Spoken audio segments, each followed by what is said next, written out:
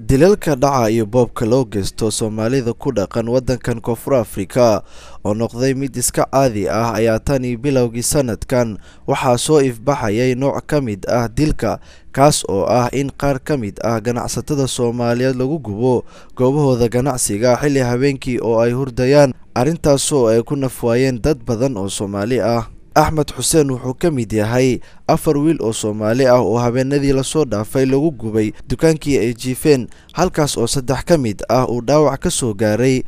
waa kan Axmed oo inooga warbixin doona sidii ay wax u soo gaareen. والله صاحب قرن أنا وهردين وحكى ورا أنا أفر بجروه الدكان كله جيفني دبكي وأنا سيد هذيك راح تعبني ممكن دبكي وأنا كركي غبصدي تنتي مركب جبتك بعد وكعي يردي لبنا فرويني كل وح يرد الفرواي وكدي بارد يسكفرني دين بناك بعوض بعنا كدي كبعد بعد جروه الدجنيد يا ضد جسك مرأي أنا قدمين.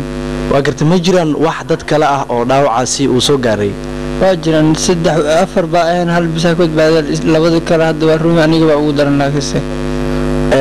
ولجددوا maxay ahayd oo ay dabkaasi habeenimo adinka hurdeysan ay idinku gubeen dukaanka ku jirteen shey ka noolaa anaga hurdeyna laakiin saddex qof oo u jeednimo leh hurdaba ku jirnaan laakiin intaas lee u jeednimo.